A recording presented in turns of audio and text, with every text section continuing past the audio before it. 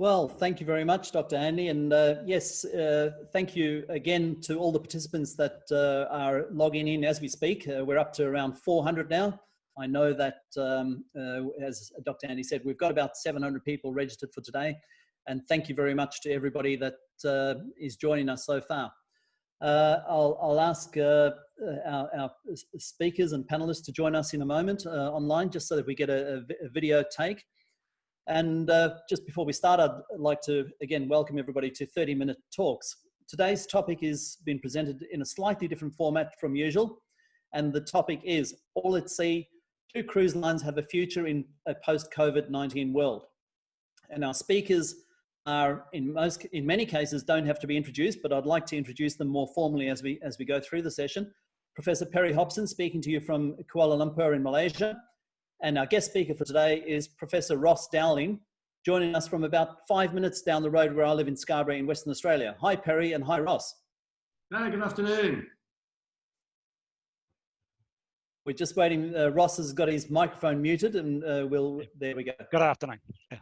Fantastic. Thanks, Ross. Good afternoon, everybody. Andy, can you have a look at the results just as I'm flicking through the next slide?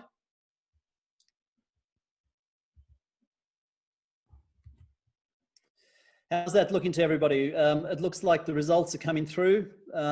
People saying 15% are saying 3 years for the cruise industry to return to normal. 32% of you are saying 2 years for the cruise ship industry to return to normal. And 34% are saying 1 year. And 19% are saying by the end of this year. So some really good results there. Before we actually start today's presentation, I just want to take this opportunity again to thank our sponsors, Lyceum of the Philippines University, LPU, University of Santo Tomas, and Macau Tourism and Hospitality Association, who've joined us today as a new sponsor. Thank you very much, everybody. As everybody knows, we can't do this without the sponsors, and your sponsorship is very greatly appreciated. So without further ado, everybody, it's now my privilege to formally introduce today's panelists who are here to share their ideas about today's topic, all at sea, do cruise lines have a future in a post-COVID-19 world? Our first speaker today is Professor Perry Hobson. Dr. Perry Hobson is the Pro Vice Chancellor for Engagement at Sunway University in Malaysia. His academic background is in hospitality and tourism, and he holds a bachelor's degree from Oxford Brookes in the UK, a master's from the University of Massachusetts in the USA, and completed his PhD at Southern Cross University in Australia. He's been editor-in-chief of the SSCI Index Journal of Vacation and Marketing for over 20 years and sits on the board of directors of the ICE, which is an accreditation body. He's also past president of APAC CRE and has been made a fellow of CORTHI, the Council of Australasian Universities for Tourism and Hospitality Education. He is also now an honorary fellow of CHIMI, the Council for Hospitality Management Education in the UK, and he's recently joined Sunway University in 2019. Professor Perry Hobson, please share with us your thoughts and views on the topic for today. All at sea, do cruise lines have a future in a post-COVID-19 world? Well, thank you, Alan, and good afternoon or good morning or good evening, depending where you are in the world. It's great to be back for our next session here in a slightly different format, as you've heard this week, as we look at the issue of cruising. And a big welcome particularly to Emeritus Professor Ross Dowling, who I've known for many years. So look, this is a really interesting topic and lots to cover this week. So we've got, you know, the situation for the cruise industry with COVID has probably brought this industry more to the forefront than absolutely any other sector of the industry. And I'm looking forward to sharing that with you. I've had a long interest in the cruise industry myself, such as Ross has as well. In fact, I wrote my first ever article about cruising about 27 years ago. And I was last on a cruise ship in December myself with my family. We were on the Costa Fortuna. That's me on the way from Malaysia past Thailand over to Cambodia. So look, since I wrote that work back in '93, the cruise industry around the world has gone through an explosive amount of growth. It's worth around about $46 billion US. We've got close to nearly 300 ships, varying sizes around the world. And, but the reality is this industry has suddenly come to a complete standstill. And I think that's the issue to focus on in terms of how is it going to come back. But there's some troubling times. You know, with the Australian Federal Minister for Tourism has gone out and was quite blatant. He said, look, cruise travel will be the last thing to be reactivated again. Now, for an industry that has been so impactful, it's got so many millions of people traveling, that's a pretty harsh thing to say. So I guess the question is, what's brought us to that? Will things be forgiven as we look back and to see actually sort of what happened? But the cruise line industry hasn't got a lot of friends at the moment, and that's a bit of a harsh reality too. The US government put a lot of money into helping various industries, such as the US airline industry, but cruise line industries are excluded from that. And even the big three cruise line industries, Carnival, Royal Caribbean and Norwegian, were excluded because they're not based in the US. Most of them have got their registrations in other jurisdictions, such as the Bahamas, Bermuda, etc. So that's a little bit of a reality, and that becomes important as we look at the situation. So where are we at right now? Well, look, Manila Bay has become a bit of a parking lot for cruise lines. There's about 16 of them that are in Manila at the moment. If we go over to the Middle East, we can see there's 13 that are moored up in Dubai at the moment. And most of them have actually signed port agreements through till October. So clearly they're not anticipating going anywhere in the near future. And slightly similar, but as I'll discuss, a bit of a different situation over in the United States, where a lot of ships are based in the Caribbean area. So what happened here? Well, as this TV show put out, Corona Cruise, you know, unfortunately, as this COVID virus hit the world, as the pandemic rolled out, cruise ships became a bit of the eye of the storm for what's happened to the situation. And of over 50 cruise ships have had confirmed cases. Many of them, and I've just listed a few of them there, have made major bits of news. The Diamond Princess in Japan, the Grand Princess in the US, particularly Ruby Princess in Australia, the Artania as well, made international news for various reasons. And it's worth looking back at what happened and how the industry can go forward in that situation. Look, the science journal Nature put it this way. It said, look, outbreaks seed easily on these vessels because of the close confines and high proportion of older people. So this is a bit of a reality check for the cruise line industry. The simple way, and this comes out again and again through my presentation. And the ships were quite ruthlessly turned away after particularly what happened in Australia, when there was about a dozen ships, and basically they were ordered out of Australian waters. And that's a pretty harsh thing to be doing, as I said, for an industry that has been so highly regarded. So this situation has really turned around. And part of that has been this accusation that the cruise line industry has been quite reckless with what happened. So again, I think in the cold light of day, part of that will come out. Let's look at the facts. At the moment, we've had about 2,700 people who've been infected on the cruise lines. The CDC in America told cruise lines to stop cruising on about the 8th of March. They continued for about another week. And that's a big bone of contention. So at the moment, so as of a few weeks ago, there were reckoned to be about 76 deaths, 58 ships, and about 22% of cruise ships having been affected. And as Rockford Wise said, he said this is a real black eye for the industry, and made the point that hotels and resorts have not been impacted this way. But as he points out, it's the nature of cruise ships, because you've got a lot of people together. And let's remember, US Navy ships, French Navy ships have seen similar, if not worse, situations occur on them too. So if you look across the industry, you can see the number of ships there. Carnival had 104 ships. They've probably been the worst impacted in terms of actual numbers. But the reality is there's no overarching government or international agency that looks after this. Okay, there are industry trade bodies, but part of the problem here as well is that that's missing. So let's step back. Let's look at the situation in Australia, which was this particular one, the Ruby Princess, 21 deaths and 650 infections. Now, this is a complicated case because the ship had actually had passengers tested in New Zealand on a previous voyage. It came back into Australia. and was cleared to land by New South Wales Health. The question is, was the right information given? And this has already been the scene of a very contentious inquiry in terms of what happened, because obviously with the 21 deaths that have been linked. So the seriousness of this being the issue. And I think the question is, how can everybody, health authorities, the cruise industry, learn from what's happened here? And, you know, I think there's going to be a lot of takeaways from what's happened during this process. So various TV shows have made them. There's one, this is a show that was done by 60 Minutes in Australia. As you know, we're 30 minutes, and they've got a very good, interesting program that I think is really worth seeing about what happened on the cruise ship. So, where are we at with the current situation in Japan? Well, the Japanese situation, again, the cruise ship, it was termed completely inadequate, and again, much of the issue here was who was in charge. Was it the Japanese health authorities, or was it the cruise ship?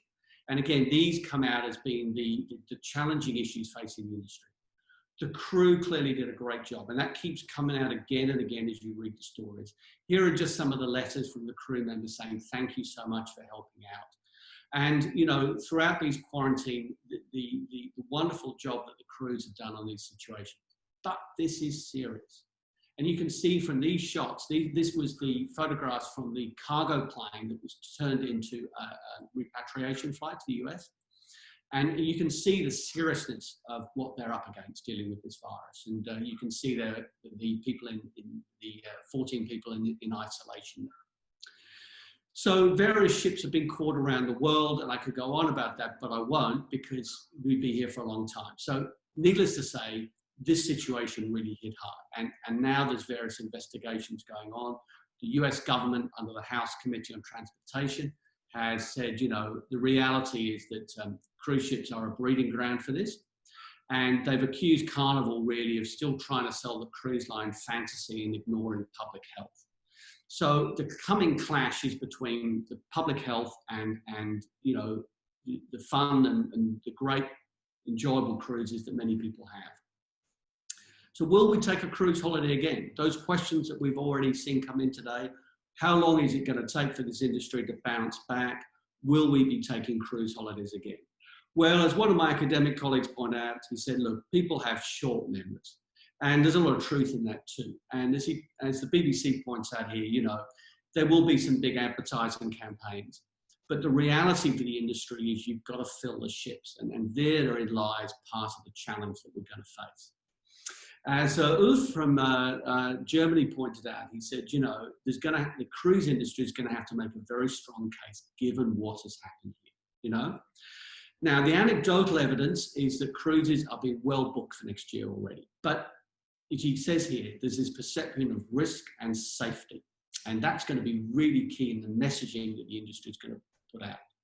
Now, some people are looking at the industry and are not being very optimistic. So the financial analysis site, The Motley Fool, their view is that cruises grew on the back of a growing economy. We've had horror stories. Most of the people who cruise are actually elderly. They're very susceptible to COVID. They are really going to think twice about getting on those ships, and destinations are going to think twice about having ships come back. That's their kind of brutal analysis of the situation. Already, Norwegian Cruise Lines has indicated that it may have to file for bankruptcy based on declining in advance bookings. So there's another bit of reality. So the marketing people are saying, oh, people are booking, but there's a bit of a financial reality. When we look at this, about 55% of people who had booked a cruise, which now can't go, have actually asked for the cash back. That's despite the cruise ship saying, if you stay with us, we'll give you actually 125% of the money. In other words, a 25% uplift. Over half the people have said, I'll have my cash, please. So that's a little bit of a reality. Now, the CEO of Carnival has gone public saying we're going to be supporting all the public health efforts. But the CDC in America, which is a leading, the Center for Disease Control, a leading international, US, but international body on this, has really, you know, has put a no sail order out. And so the cruise ships cannot leave at the moment. And Carnival has been very upbeat, saying we'll return on August the 1st. We're going to return, and when travel does, we're going to be there. And the travel agents, again, you can see there, Jackie from a travel agent for us saying, you know, people really want to get back on the ships. So this seems to be the challenge. And the question is how's the industry going to make that happen? Now, we're not out of the woods yet. Some of the ships basically have only got crew on them, no passengers. This is one in Japan, and unfortunately, we've already got a lot of crew who are still COVID positive on that ship. But there's a lot of jobs there. Over 330,000 Filipinos work at sea, and it's worth a huge, over $6 billion US to the economy.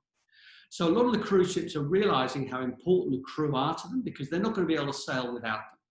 So you can see that these are companies with huge fixed assets. They don't want to stop doing this. They've got every incentive to get this happening again. The question has been, how's some of the crew been treated? Not well by some, has been the argument. And there's this fear that a lot of staff haven't been able to speak out. And there've been concerns that have come through the media about that. But Professor Sampson from Cardiff University said, you know, there's a silver lining to this cloud, and that cruise operators are going to have to review staff's working conditions and living conditions, because basically when you're on that ship, you're all on it together. There's no escape. So looking ahead, most cruise lines have cancelled their cruises throughout 2020. They've already announced that. Carnival's one of the few ones that have said it's going to get back in the water. Most of the other cruise lines are saying, look, maybe we'll start October, November. That's the current prognosis. Currently in the US, there's still a no sail order, which goes through to the end of July. And they've got some really major concerns about whether those ships can sail again. So that's the current situation. Cruise ships have already announced health checks. So Genting Cruises, which is based here in Malaysia, they sell a lot out of Hong Kong in particular, they've already announced 4 things that they're going to be doing in terms of temperature screening, health declarations, etc. And because they've recognised that many guests and crew have got a higher awareness of their expectations for health and safety. So I think the cruise lines are going to be taking this very seriously. There'd be months if they didn't.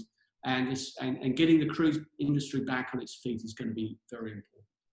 So just to end up, some people are very upbeat. We're seeing TUI, which is based in Germany. They said, look, we're going to be back in a year to 18 months. It'll be back to normal. Saga, which is based in the UK, has said there's a huge appetite for our customers. So I think the customers definitely want to get back on the ships. The question is, was posed earlier, is the question between health and safety. And the destinations, many of them really want to see cruise ships back too. This is a small one in Australia, Eden, south of Sydney, but as they said, they've got to satisfy federal and state regulators about health and hygiene. So look, that's my take on where things are at. So to end up, I think the industry will be bouncing back, but my fear is, or my concern is, it's going to take a little bit longer than some of the marketing people are thinking it's going to. So Alan, that's my sort of take on how I see things with the cruise industry at the moment. Thank you very much, Professor Hobson. As always, a very interesting presentation, a whole range of very interesting thoughts.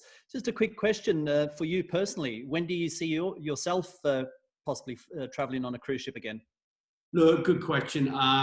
You know, my family and I have taken many cruises together. I'll be quite honest, I think it will not be this year. I'm probably thinking maybe late next year will be probably the earliest that I'll feel comfortable that they're on top of the situation. That's just my personal feeling. But as you said, I'm a great supporter of the cruise industry. I enjoy getting on my ships, and we've had a lot of fun with them. I'm sure everybody knows the cap that Professor Perry Hobson is wearing, so beware which ship you actually get on. Thank you very much, Professor Hobson. And without further ado, give Professor Hobson a big round of applause virtually. Well done, Perry. And it's now my great pleasure, everybody, to introduce to you our guest speaker for today, Professor Ross Dowling, AM. He is an environmental scientist who is honorary professor of the school in the School of Tourism of Business and Law at Edith Cowan University in Western Australia. He's chair of Cruise Lines West Australia, or Cruise Western Australia. He's an advisor on the Australian Cruise Association and co-founder of the International Cruise Society at the University of Bremerhaven in Germany. He's been teaching cruise ship tourism since 2004. And maybe I should also share with you that he's editor of some of the major cruise textbooks around. Professor Dowling, welcome along. Good to be here and good to be part of this international tourism talk. Fantastic. Would you like to share your slide presentation with us, and let's carry on with today's webinar. Thank you. What happened there? Hold on. Yes, working fine, Ross. Can you see it? Yes, got it. Okay, I just can't see it on my screen, but I'll go with this. So basically, I'm going to be talking about securing a future in the cruise industry. I think that's very important to speak to today to our students that are from all over Asia and other parts of the world. So, well, let's just have a look at as we go on now. Just hold on and we'll see if, are we moving to the next screen? Try that one. So, yep, as you just mentioned, I've written a few books here. I've edited these two major books on the cruise industry, and you might want to have a look at those sometime in the future. I also have taught students in cruising in a lot of different countries. Here's 3 here in Australia since 2004, and also in Sri Lanka and Singapore, as you can see on the right hand side. So the students that I've taught actually come from lots of different countries. Now, I just wanted to talk about the cruise industry last year. In 2019, there were 30 million people who undertook a cruise. Now, at the same time, the UN World Tourism Organization said there was 1.5 billion international tourists. So therefore, cruise tourists only comprise 2% of international tourists. That's 1 in every, or 2 in every 100. So we just have to get this whole industry in perspective. And if we move along to the next slide there, we're looking at now, Professor Hobson mentioned about the devastating impact that COVID has played on the cruise industry, and I don't want to downplay that at all. But to get some perspective here, there's been 72 deaths on cruise ships from COVID this year in 2020, but at the same time, there's been 287,000 people die from COVID on land. So the cruise deaths comprise only 0.027% of all C-19 deaths, or about 2.5 in 10,000 people. Now, I just want to talk about the cruise industry to get some perspective on that. It's been around for a long time, a lot longer than airlines. It's been around for 200 years. And so cruising boomed in the late 1900s, and with the carnival cruises, especially the Mardi Gras, the first sort of real major mass fun ship in 1972. And that Carnival Cruise Corporation today is worth $45 billion. So it is a big corporate player. And the cruise industry, because it's been around so long, has survived a number of what we would have considered to be setbacks, such as the World Wars, the Depression, and SARS, etc. So it is a great survivor. So at the bottom of your screen, I'm saying the cruise industry is very resilient and it will bounce back again. So if we have a look at the growth of cruising, you'll see that in the last 10 years, it's basically gone from about 20 million to 30 million. So incredible growth there. And you can see that upward trend there. So the Cruise Line International Association, these are their figures there. And if you have a look here at the confidence in the cruise industry, these are some of the new cruise ships that are currently being built at the moment. So you can see that there's a lot of confidence here, a lot of money being put into the industry. And where are the passengers coming from? Well, look, they're coming from all over. You can see the main sources, North America, followed by Western Europe. But then have a look, Asia. This is where the 3rd biggest cruise, source area in the world. So we mustn't forget that. And if we go into looking at cruising in Asia, you'll see that there's currently 38 cruise lines that are operating in Asia. They're going to 288 destinations throughout Asia. That's 12.9 million passenger days and 7,169 port calls, all in 2018, 2 years ago. And the most visited ports in Asia, you can see they're all over Asia. Shanghai is the most visited, followed by Singapore, Taipei, Hong Kong, then some in Japan, Thailand, Japan again, and then Malaysia. So this cruising spreads, the economic benefits right around the region.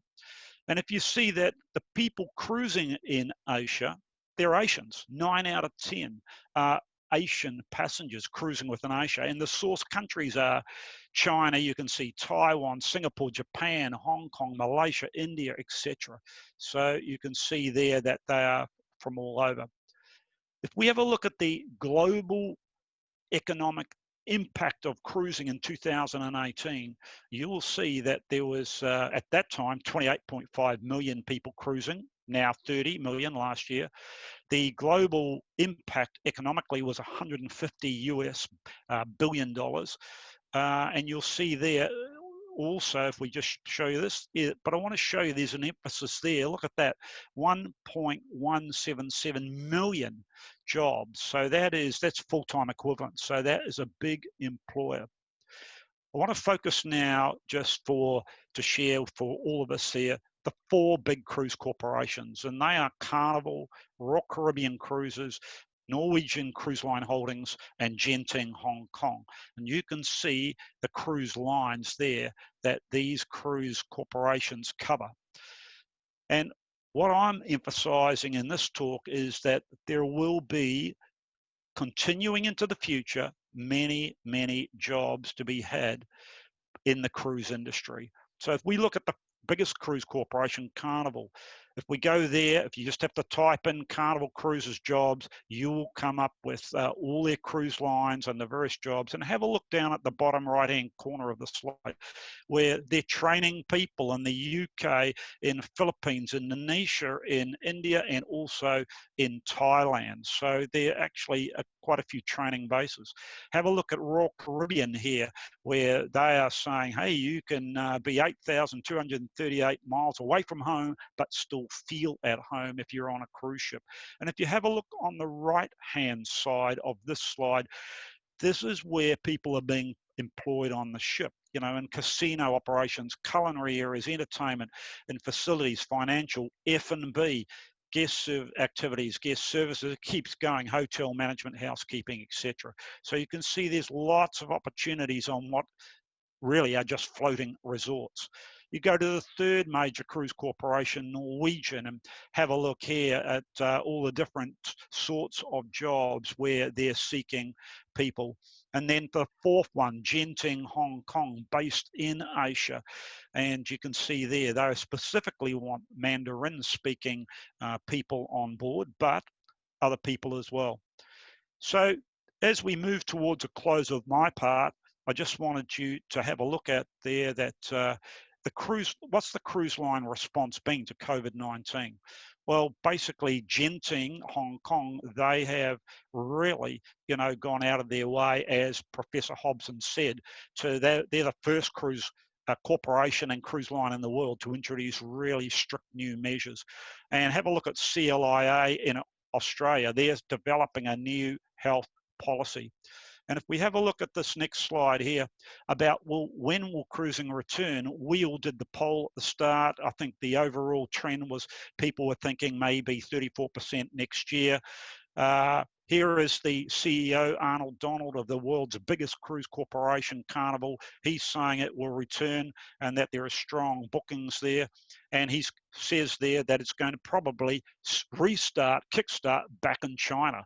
Very ironic that COVID-19 is, thought to have started in Wuhan, China, and now, it knocked the cruise industry, as we saw through Professor Hobson's talk, and now the first place it might cruising might restart could be back in China.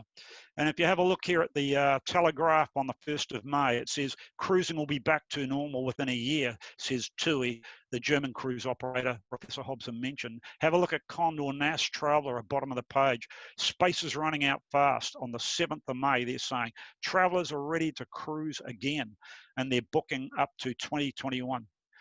So second to last slide here, and we're talking about, well, if you were interested, and I think you should be, if you're a tourism or hospitality student from anywhere, but specifically in Asia, then I think you should look at getting a job on a resort-based hotel, cruise ship.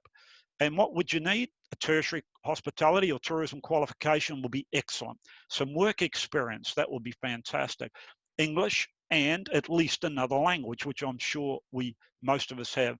And finally, an attitude of service and to be teachable. And at the start of today's, just before in the pre-show, we had a student from last week, F.A. Medjika, who said, what he or she said from learning from last week was managing is intelligence, but hospitality is attitude. And I agree totally. That's where I'm finishing today. And I think that that's very important. You need to have a good service attitude and be teachable. So my last slide, what have we learned? Cruising's got a long history. Cruising is resilient. It will come back. They're floating mega resorts, plenty of opportunities for hospitality and or tourism students to get jobs. They require large numbers of staff.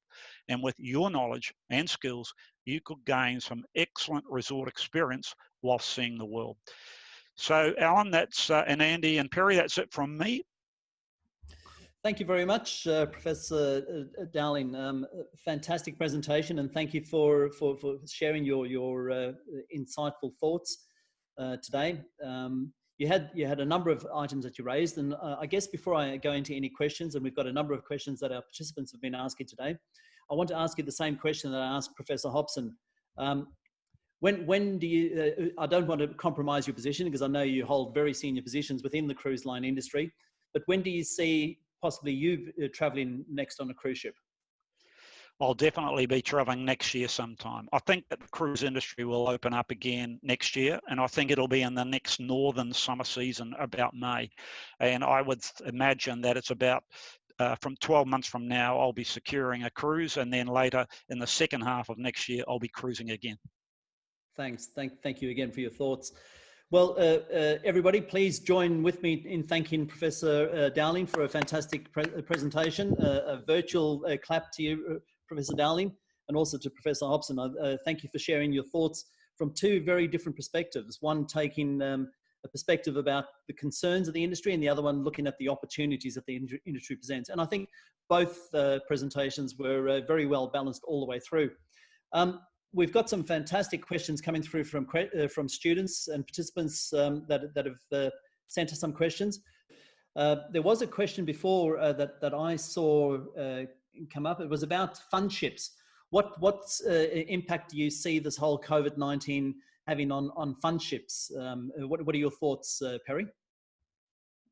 Oh, look, there's been so many questions coming through on the Q&A. I've been rapidly trying to respond to as many as I can there. So let me just find which was the one on fun ships. Let me just find that one on the list there. Look, I think that we're going to see a huge number of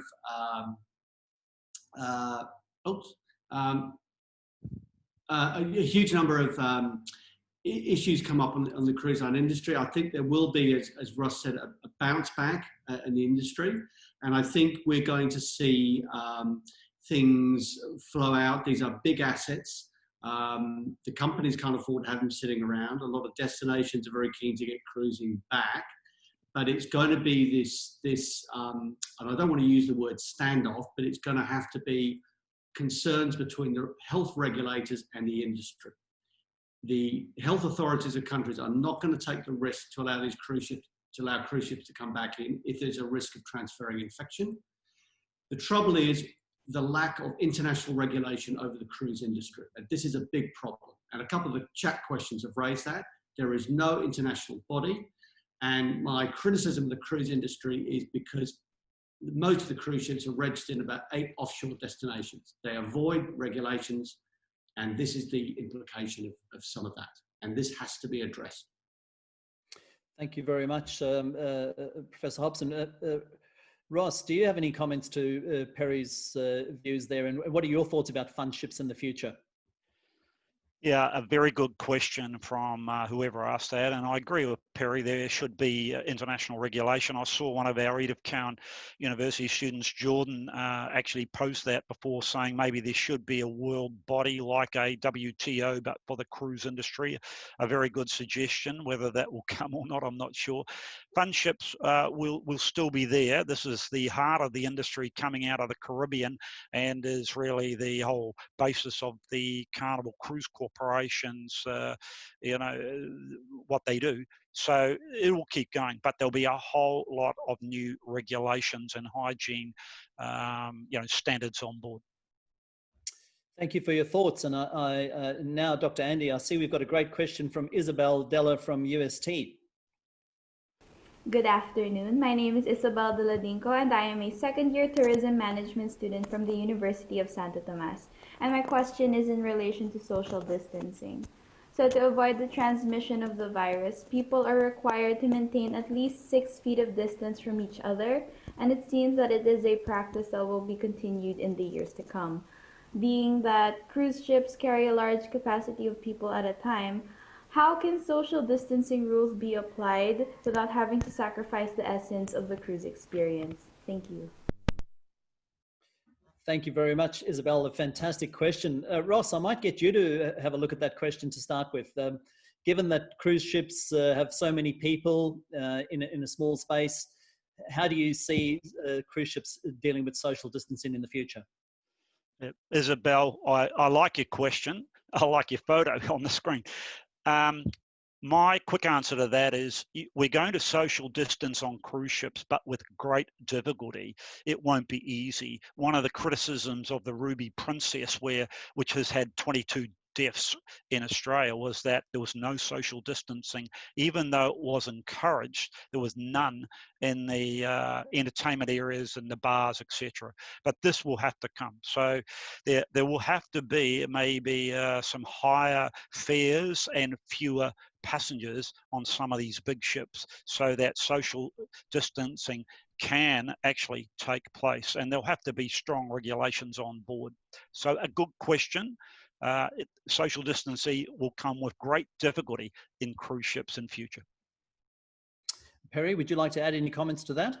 Yeah, look, again, an excellent question, and she's picked up on some of the recent webinars where we focused on the restaurant industry and hotels and the issue, and also airlines about how they're going to cope with social distancing and whether we use middle seats on aircraft, etc. I think the one advantage that cruise ships have got, as Ross pointed out, is that they can reduce capacity, though that doesn't hurt profitability. That hurts profitability. That will be the problem. However, life on a cruise ship, if you've taken a cruise, is pretty organized. You're assigned seating for meals, etc. I think there will be big changes. I think the buffet lines are going to disappear, and that's going to present some real challenges because like a lot of gaming destinations, buffets are certainly the dining feature of choice for a lot of people. My hunch here is that they will have to reorganize how they're doing a lot of the food and beverage on the cruise ships. Luckily, as I said, cruise lines are already pretty organized with things happening at certain times, which is fairly unusual when you compare that to resorts and hotels. So I think they will be able to organize passengers better in terms of the numbers and the flow of passengers in any particular place than probably other facilities in the industry are able to do. The other advantage, of course, is that the cruise ship's got much better handle on who's coming onto the ship. This is a really distinct advantage versus hotels and resorts where you don't know who's walking through the door. So they have got some big advantages. It's going to be a question of how they manage it once you've got the people, the guests on the ship. And not just guests, but also crew. They're a very important part of this. And part of the challenge here is going to have to be how the crew, as I mentioned there, I think things for the crew are going to have to be a major consideration here. Yes, thank you very much for your thoughts, both Professor Dowling and Professor Hobson, and thank you also, Isabel, for a very, very good question. We've got another great question from another student, Luis from LPU. Good afternoon. This is Luis Estepona and I'm from the Lyceum of the Philippines University, Manila, and here is my question. Since the cruise industry got affected the most in this pandemic crisis, how do you think will the cruise industry be different after the coronavirus outbreak? Thank you very much, Louise. Yes, another very interesting question. And let's maybe go back to Ross to respond to that.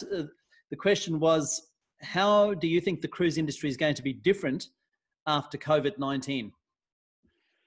Yeah, very good question, Louise. I'm glad that you've raised it. It will be very different. Firstly, there'll have to be a complete rebranding and repositioning campaign to reassure potential cruisers and people who like cruising to come back on board. So there's a crisis of confidence in the cruise industry, as Professor Hobson's pointed out. So that a reassurance campaign is going to have to take place. Then when you actually start to take your cruise, right from joining the ship, there'll be a lot more emphasis on hygiene and health.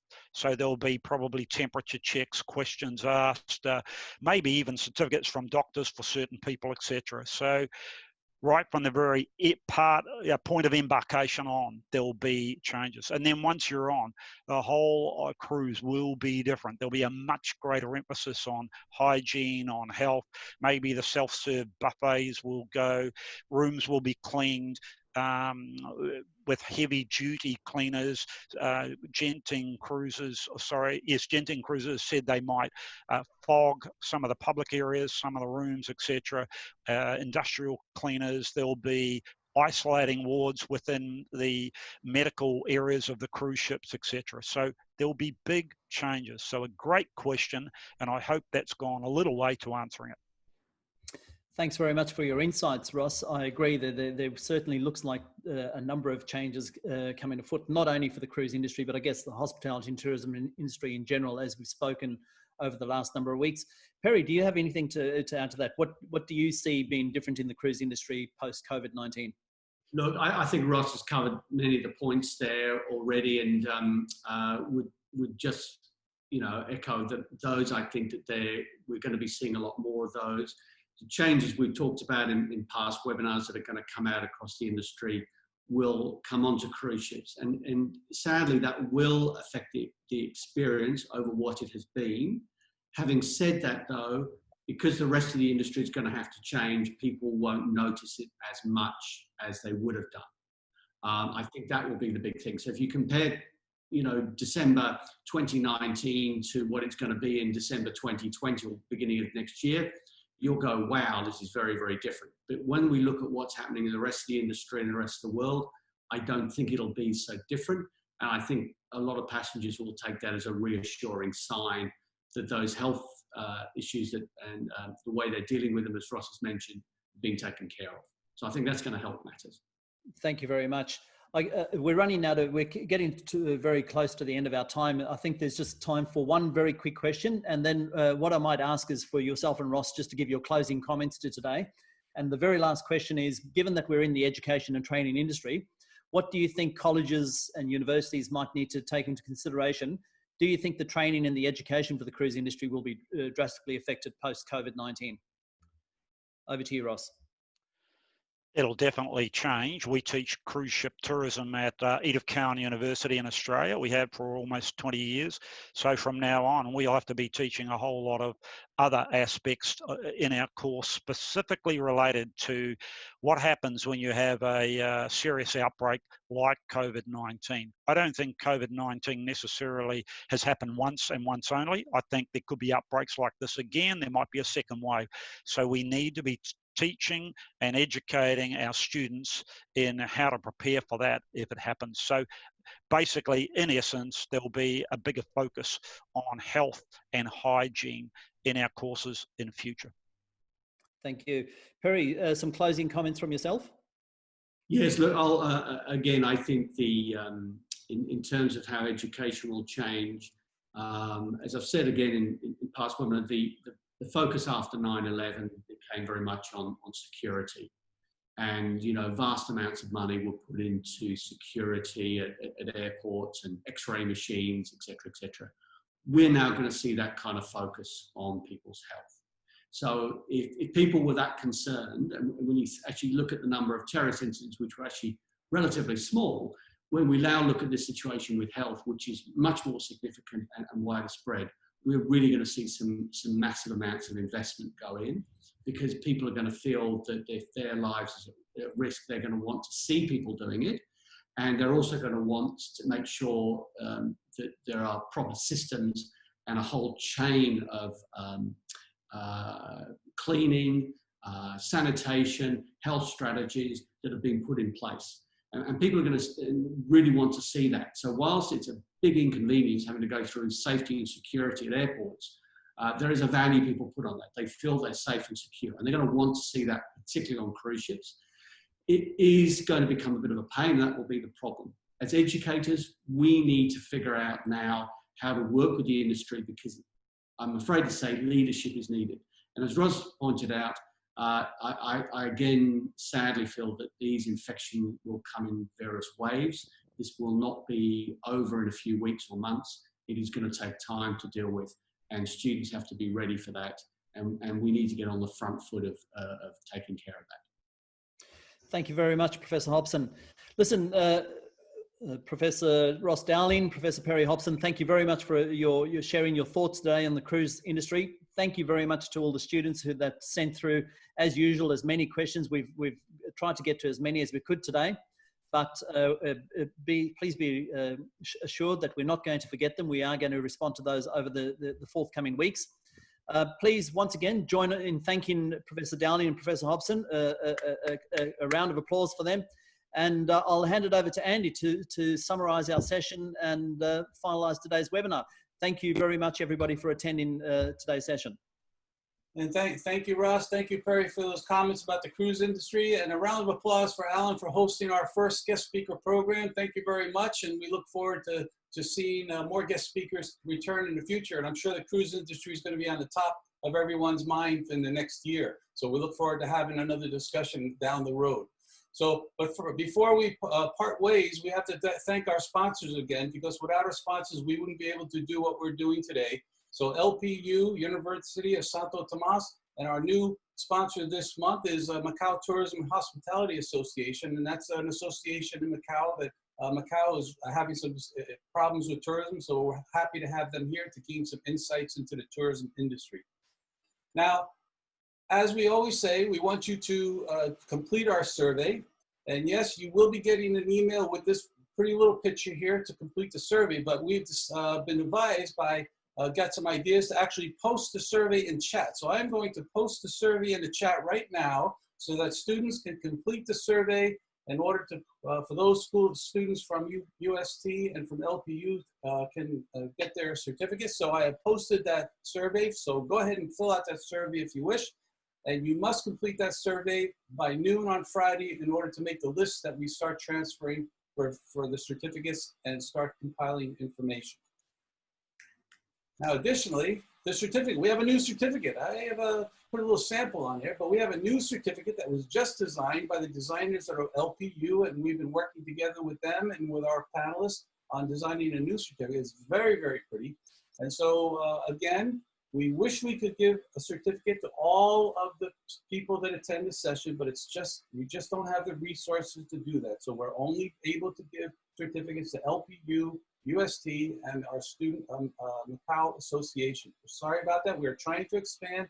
We're working with more schools. We've been in contact with a number of people. We're trying to work out a variety of different ways to expand the ways we can give out certificates to everyone. So give us some time, and we appreciate your understanding of that situation. Now, as far as the topics for next week, actually, I'm going to be talking about contact tracing. We talk about social distancing, but we're going to I'm going to talk about contact tracing next week, and do you really know your customer? And I know Alan Williams is talking about touchless hotel apps for post-COVID-19, and Professor Hobson will be joining us for our weekly session. And again, we have our sponsors there. That's nice. And this is our last slide for today's show. And we look forward to seeing you next week at 2 o'clock on 30-minute talks. And we talk about international and hospitality tourism topics. And if anyone is out there, talk to your administrators, talk to your school. If you'd like to be a sponsor and if you'd like to get certificates, please contact us. And again, thank you very much from the three of us. Perry, can you give your final goodbye, and Alan, and we'll call this one. The show is coming to an end. Thanks very much, and I hope you found this week's focus on cruising interesting. Please let us know, give us your feedback, and again, thank you for joining us for our weekly session wherever you might be. And as I said, for always, do give us questions, let us know what you think, and we'll look forward to seeing you again next week. Yes, thanks very much, everybody. And one more time, thank you to Professor Ross Dowling from ECU that's joined us today, our guest. And I believe it was a very, very interesting session. We look forward to seeing you all very shortly with another very interesting 30 minutes talks. Ross? Thanks. Yep, thank you very much. Really wonderful to be part of this. And thank you guys for putting on this very professional webinar series for all the students around the world. Thank you. Thank you, everybody. That's it for us. Goodbye. Have a nice week. We'll see you next week. 30-minute talks. Goodbye. Thank you. Goodbye. Keep safe. Bye.